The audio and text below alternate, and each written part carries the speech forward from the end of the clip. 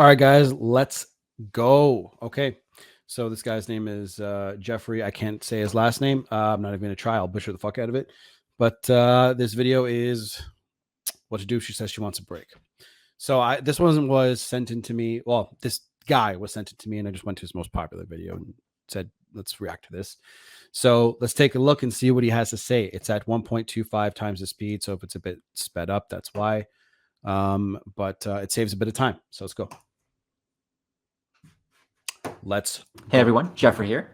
And in this video, I'm going to show you the 3 things you can do when your partner tells you that she wants a break. And for those of you who are new here, my name is Jeffrey, and I want to help empower you to start turning around your relationship by yourself. So even though your partner does not want anything to do with the relationship right now or wants to fix the relationship, no worries, because when you start doing the right things yourself, you realize that you can actually have the power to break the cycle, the negative cycle you're in right now, and perpetuate a much more positive cycle. And so if you want to empower yourself with the right skills and knowledge to design your dream relationship, then you want to subscribe to this channel and click that bell button to be notified every time I post 5 new videos every single week.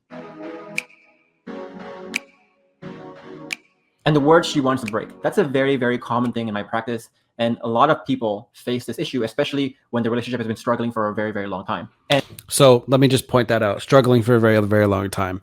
Just when relationships get sour and negative, right? I have tons of coaching students who tell me about their situations, and I'm like, man, there hasn't been a positive interaction for months, sometimes years. And guys are like, how do I turn this around? And it's like, dude, you have a whole lot of work to do because they have associated you with negativity. And the second that somebody does that and they lose respect for you, especially if men aren't leading right, if you're not leading correctly and you're just fighting back and it's just not, it's never going back to a positive place. And usually it's just a build up. It's just a constant build up and it just gets to that place. And I understand that in these moments, it can be very panic inducing. It can be very confusing. And so in this video, I'm going to try to be as thorough as possible because I want to make this your one-stop shop for everything you need to do when your partner tells you that she wants a break. And so the first thing you need to understand when you're in this situation is you kind of have to do a lot of things that go against your instincts. Which is don't chase, don't pursue, don't beg, don't plead, none of that shit. And that's what your instinct is because you're trying to not lose that person. But when you do that, they just lose respect for you and want to run away from you. So as you can tell, a common theme is never chase. Go against what you initially want to do. And what I mean by that is the first thing that you don't want to do is to try to gain control of your partner, to take control of your partner. So most people, when they're in this position, the first thing they do is they either beg, they plead, or they force their partner to come and talk to them, to have a conversation, or to just come back. And perhaps you even start. So many guys are like, hey, can we please talk? Hey, can we talk? And they just try to convince that girl, hey, we should work this out because we've been together for so long. That means that it should work out. And instead of not, guys just aren't seeing the forest through the trees, that the girl's just not interested anymore. Now, again, I'm framing this in a man to woman way because my audience is mostly men, but obviously it goes both ways. But don't chase and don't plead, and again, force and get angry and fearful. Because when you're fearful, you're just going to come out, you're going to be out of pocket. They force their partner to come and talk to them, to have a conversation, or to just come back. And perhaps you even start hating them, you start getting angry at them. But understand that love, especially romantic love, is a very, very emotional thing. With emotions, you can't force someone to feel something. You can logically convince someone to kind of do something, but you can't logically convince someone to feel something for you. And in fact, as we'll talk about later, this will actually push your partner further away and get you further away from getting the results that you want. So that's 100% true. And that's what guys are trying to do. How can I get her to love me more? How can I get her to miss me more? What can I do? What can I do? What can I do? And the answer is actually so simple, which is mostly to do nothing and to start working on yourself. Some situations are fixable, but mainly you want to be going back to the drawing board as an individual person and working on you.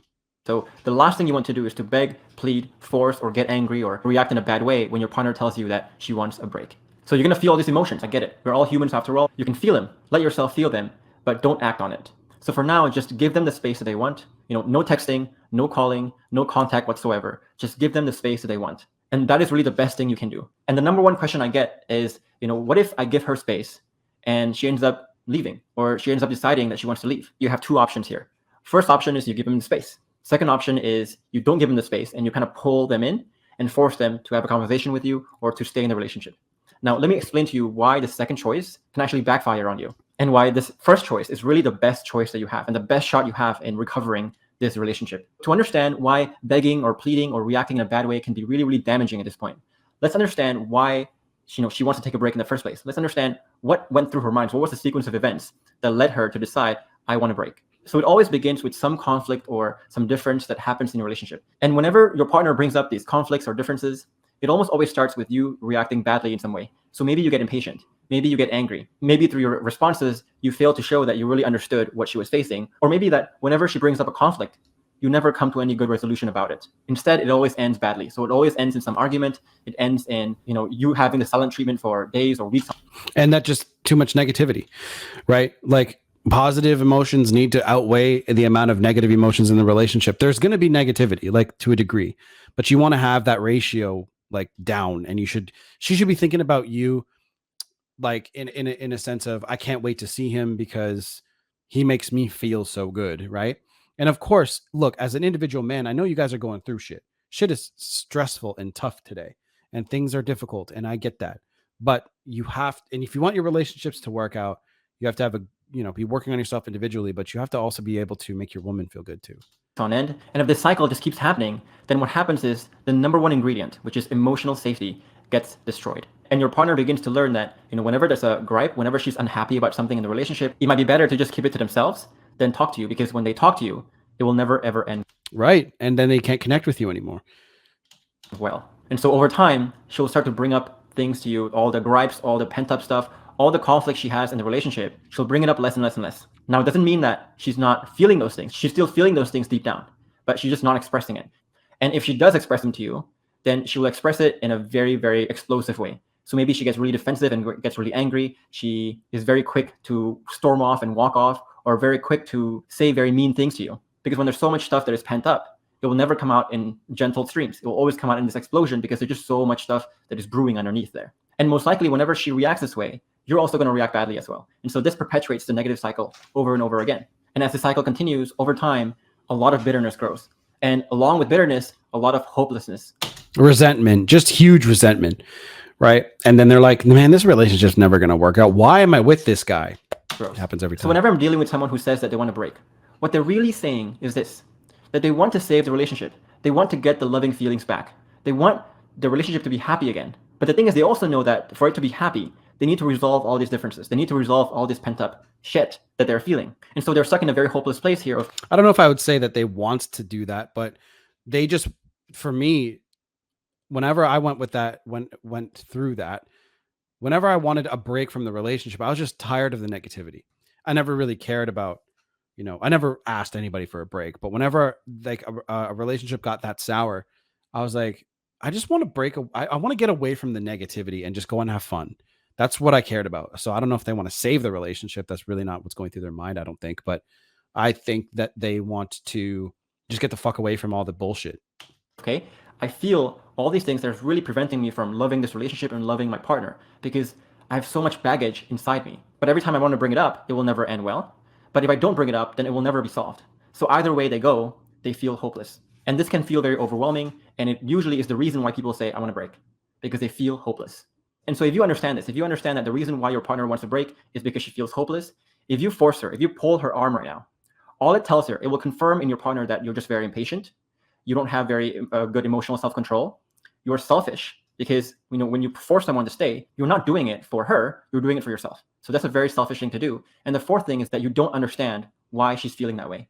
And you're not willing to understand. All you want is just the results you want. And the problem with doing this is that these four signals are the exact same signs, the exact same traits that you've been showing that's probably been perpetuating this bad cycle over and over again. And so when you force someone to come back to you to have that conversation, all you're doing is just pouring fuel to that fire. That's absolutely true. That's true. That's 100% true.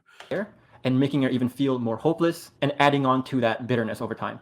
And also, if you understand this, if you understand that hopelessness is really the core reason why she wants to break and that it feels very overwhelming, then you also need to understand that the best thing you can do is to start instilling back that hope that whatever is pent up, whatever issues that we have can be addressed, that you will listen, that you will understand, and we can resolve it. And most importantly, that you are the person that can help her do that. And so if any of these things resonates with you, then leave a comment below and tell us, what are the things you're doing to perpetuate this sense of hopelessness, to perpetuate the destruction of emotional safety that's making it really difficult for your partner to really express herself. So leave a comment below. We'd love to hear your thoughts, and maybe you can make a future video out of that. And so once you understand the importance of not begging or pleading or forcing, and once you understand why your partner wants a break in the first place, the third thing is to understand the importance of working on yourself during this time. And so the first thing you want to do here is to not force your partner, but simply invite your partner back in. And you can do this simply by saying something like, okay, I'll give you your space, and in the meantime, I'll work on myself. Let me know if you'd like to chat.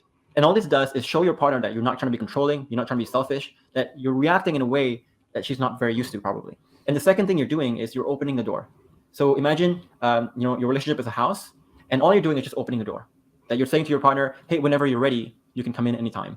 And usually she will come back. Your partner will come back because, one, the distance will actually start to heal her emotions. And the second thing is she's going to be quite curious. Did you really mean what you say when you work on yourself? And so she's curious about that, and she will eventually reach out to you by giving you a text that says, how are you? It can be very simple text like that, but any form of contact that you get means that your partner is ready to come back to you. And at that time, you just want to simply invite her for a conversation. What you don't want to do is start talking all of this serious shit and saying, I want to go back to where we were. I want to get back to where we were. Let's pick up where we left off. I hear guys say that all the time. And it's like, no, you have to begin dating again and start, being as relaxed as possible. So when you know, okay, so he used the house analogy. Say you're working on the house, but you're leaving the door open. You're working on yourself, right? When they say, hey, how are you? You just, again, invite them over. You can invite them for a coffee walk. You can invite them to do whatever. You can have a dinner if you want to. But what I would do is I would have a kind of a soft date, and something that doesn't take too much emotional obligation. Because look, everyone's different, right? And some women are going to be like, oh, I don't know. I kind of want to see him. I kind of don't. And she'll reach out to you anyway. And then if you come on too strong, she'll be like, oh, fuck this. And she'll want to leave. Right. And she'll be like, this guy still doesn't get it. He still doesn't understand. And she'll go through that in her mind. But if you're just like, hey, let's go for a walk. I just want to see how you are, blah, blah, blah. And you just, whatever it is that you choose to do, just make sure it's not heavy and you don't come on too strong. That's all. By saying something like, your partner is ready to come back to you. And at that time, you just want to simply invite her for a conversation by saying something like, hey, when do you have time to chat? Do you want to grab some coffee? Do you want to come over? That's all you have to say. But in the meantime, while you're giving each other space, you need to work on yourself. And this means 4 things. Number 1 is that you need to grow your mindset. And so you need to stay positive. You need to stay very confident during this whole time. A lot of people, when they're in a separation or when they're taking a break, they feel very depressed. And they feel very depressed. They can't be positive about anything. And again, this just shows your partner that you don't have very good control of your emotions here. So that's not going to help things. So you have to build your ability to be positive and to be confident during this time. And let me know in the comments below if you're interested in seeing a video from me about how to be positive and how to be more confident during this time. And the second thing you must do is to wear your bulletproof vest. So you must learn, how can I stay calm in the face of very intense emotions? Because eventually that conversation will come. And when that conversation comes, what you want to do is to let your partner unload all that baggage. But whenever your partner unloads all that baggage, it can come in very difficult ways. And if you can't handle yourself, if you can't control your emotions and you get angry or you react in a bad way, then that will confirm to her again that you haven't changed. So you have to learn how to control your emotions here. And I made a video on this, on how you can do that exactly, on how you can control your emotions during these very critical moments. And so if you want to watch that video, then click the link above my head to watch that video. And the third thing you have to do is to focus on your life and focus on simply building your life. So whether that's creating a new hobby, working on your career, working on your business, going to the gym more often, whatever it is, you want to kind of build your own life as you're on a break. Having a great individual life is so underrated, guys. And it's going to make you far, far, far more attractive than you think. So look, guys usually get so caught up in the emotions, like he's talking about, but they forget about how attraction truly works. And women want to just be involved with a guy who's, fun, captivating, right? Who has a lot going on for him, right? And that's all you need to focus on, really. And just go back to that. Again, I have a video called your default position. Go and watch it. It's good. And it will tell you that you just need to go back to the drawing board, back to, focusing on you, focusing on yourself, and focusing on what you can control, right? Instead of focusing on what you can't control. So you just have to be very aware of what you're doing day by day instead of just sitting around moping. And this is great for 2 reasons. One, it shows your partner that you are really just working on yourself here. You're really working on making your life a lot more productive, a lot more positive. And two, when you do eventually fix the relationship and you do eventually invite your partner back in, then you're not going to be so reliant and so dependent on that relationship, that you have built all these parts of your life outside the relationship that can actually make you happy, that can actually fulfill you. And that usually helps the relationship as well. And the fourth thing you need to do, and the most important thing here, is to understand how to start, progress, and end conversations in a way that never ever leads to an argument. Because again, remember that the arguments, the inability for you to listen, to really listen to your partner and to resolve some differences or some conflict, was the exact reason why she feels very hopeless, and the exact reason why she decided to take a break. But if you can show your partner that I can conduct a conversation in a very, very good way where you can really tell me your stuff and we'll calmly resolve it at the end, then that's a really, really good step. And so that's a whole other topic in itself. So if you want to learn how to start, progress, and end conversations in a very productive way, then you want to watch this video above my head as well. Okay, so you guys got the point, right? So you guys just want to be it's kind of like all the other videos out there. So let's give him a better still. There we go. So it's kind of like this is going to be for the thumbnail, guys. So just ignore me here. So you have to focus on your life and focus on just literally, she associates you with negative emotions and negative energy, right? So as time goes by, she's going to sort of let that go and forget about that. And she'll start to wonder, well, I wonder what he's up to and what he's doing. And then when you do that, she'll put herself in your orbit again. Now, it's very possible she's dating other people. Sorry about the peas, and I need to get a fucking pop filter. But she could be dating other people. She could be out there being a hoe, right? And if she is, let her go. Just move on. Get the fuck out of there. But again, you can't really prove what she's been doing anyway, so you're gonna have to make this decision on your own. But if you want to make things work, she has to associate you with positive energy and positive emotions. That's it. He nails a lot of stuff here, but in a nutshell, that's what you guys have to do. So anyway, if you want coaching, it's down below. Check him out. Go to his channel. Do all that shit. I'll see you guys in the next video. Done.